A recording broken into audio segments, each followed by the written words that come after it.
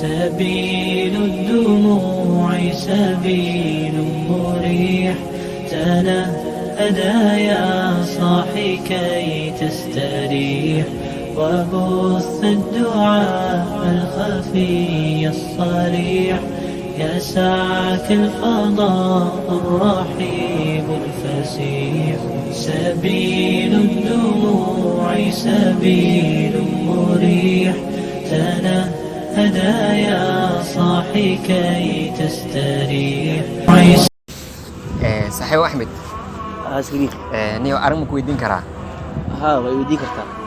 saaxiibo ma ogtahay anagoo ah ummadii nabi Muhammad sallallahu alayhi wasallam haddana inaan nahay ummadihii la soo saaray oo dhan ummadda ugu wanaagsan inaan anaga nahay ma ogtahay haa laakiin waxay badan isweydiinay ummadda ugu wanaagsan uguna qariga badan sida aan ku noqonay oo darajadaas qaaliga ah aan ku helnay درجات قالية وحن كهلنا إلى سبحانه وتعالى قرآن كيسوع كل يوم كنتم خير أمة أخرجت للناس وحات أمة أجرون أجوا ناكسن أو لصوص عريات إلى سبحانه وتعالى قرآن كيسوع كل يوم sida ku noqon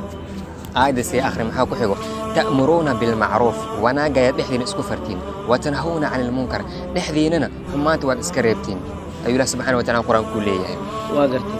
laakiin wanaag hadda aniga ahaysano ummadii aniga naga horeeyay ma aysan helin miya mise maanta iska mareebi jirin wanaagna isma fari jirin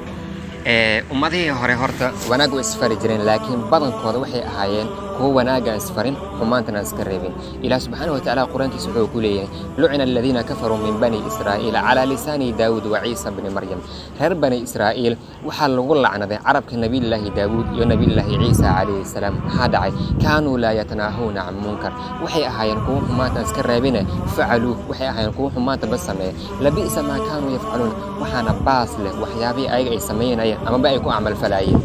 aada umahadsantahay walaalkay insha allahu tacaala waxaan noo balanahay inaan wanaag isfarno xumaantana iska reebin insha allah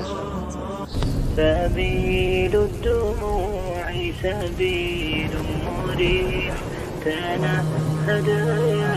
صاحي كي تستريح، وبث الدعاء الخفي الصريح، يسعك الفضاء الرحيم الفسيح.